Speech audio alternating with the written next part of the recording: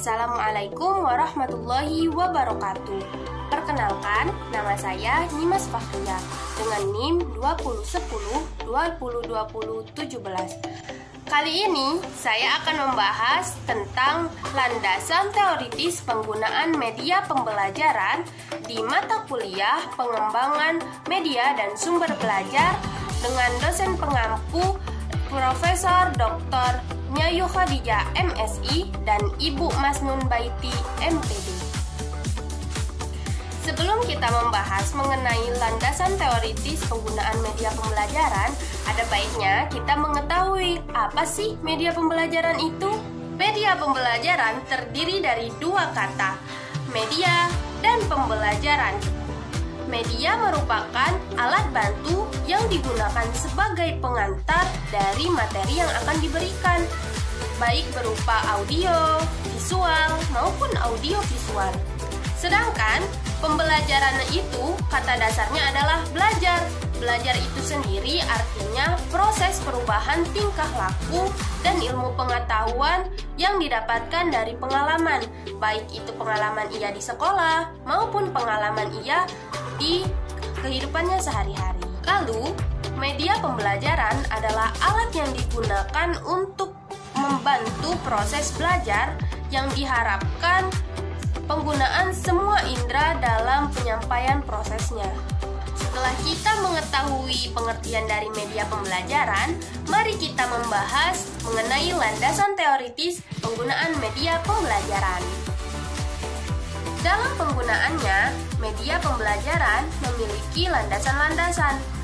Landasan penggunaan media pembelajaran itu ada 5, yaitu landasan filosofis, landasan psikologis, landasan teknologis, landasan empiris, dan landasan media sebagai subsistem pembelajaran. Kita akan membahasnya satu persatu. Yang pertama, landasan filosofis. Zuhairin membagi dimensi kesempurnaan manusia secara filosofik menjadi 5. 1. Homo sapiens, 2.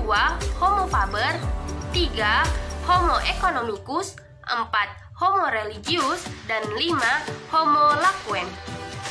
Jika dikaitkan dengan media pembelajaran, maka setiap tahunnya manusia akan selalu mengembangkan media pembelajaran karena manusia merupakan homo faber, yaitu makhluk yang selalu mengembangkan media, alat, dan instrumen. Dari dimensi yang telah disebutkan tadi, maka terbentuklah 3 perspektif secara filosofis mengenai media pembelajaran. 1. Perspektif guru. Kemampuan guru dalam mengembangkan dan menggunakan media pembelajaran harus diupayakan secara maksimal. Jika tidak, eksistensi guru dalam menghadapi perubahan dan percepatan ilmu pengetahuan akan mengalami hambatan. Yang kedua, perspektif anak didik. Adanya media pembelajaran yang bervariatif akan mendukung pengembangan bakat dan potensi yang dimiliki oleh anak didik. Yang ketiga, perspektif media itu sendiri. Terciptanya media pembelajaran yang menyenangkan dan bervariatif itu terbentuk dari prinsip-prinsip perkembangan jiwa anak didik.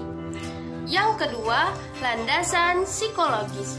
Dalam pengembangan media pembelajaran, ada beberapa hal yang diungkapkan melalui psikologis. Belajar merupakan proses yang kompleks dan unik. Nah, maksudnya kompleks karena belajar mengikut sertakan aspek kepribadian, baik itu aspek jasmani maupun aspek rohani. Dan unik karena setiap manusia atau setiap siswa memiliki gaya belajar mereka masing-masing. Lalu, persepsi. Dalam persepsi psikologis, terdapat 2 untuk menyusun media pembelajaran. 1. Diadakannya media pembelajaran yang tepat untuk membangun ketertarikan siswa terhadap belajar. Dan yang kedua adalah bahan pembelajaran disusun atas pengalaman siswa tersebut. Kemudian, konkret abstrak. Kajian psikologis mengemukakan bahwa siswa cenderung lebih memahami pembelajaran yang bersifat konkret daripada yang bersifat abstrak. Yang ketiga, landasan teknologis. Dalam teknologi pembelajaran, pemecahan masalah itu berupa kesatuan komponen-komponen sistem pembelajaran yang telah disusun dalam fungsi desain atau seleksi dan dalam pemanfaatan serta dikombinasikan sehingga menjadi sistem pembelajaran yang lengkap. Keempat, landasan empiris. Berdasarkan landasan empiris, maka pemilihan media pembelajaran hendaknya jangan atas kesukaan guru, tetapi harus mempertimbangkan kesesuaian antara karakteristik pembelajar, karakteristik materi pelajaran, dan karakteristik media itu sendiri. Yang kelima, landasan media sebagai subsistem pembelajaran.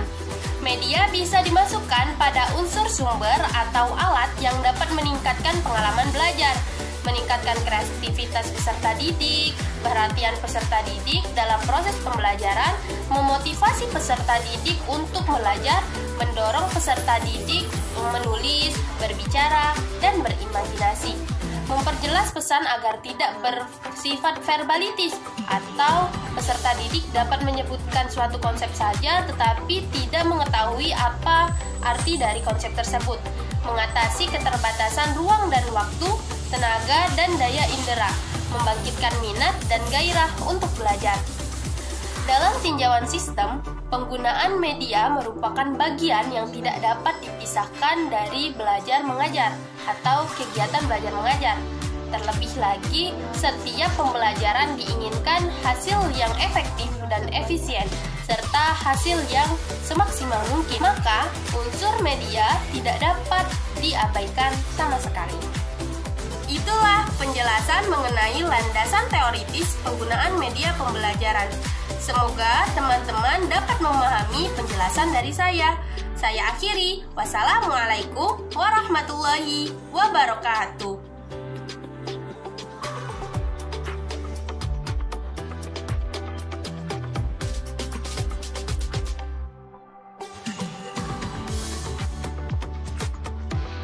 Don't forget to like, comment, subscribe.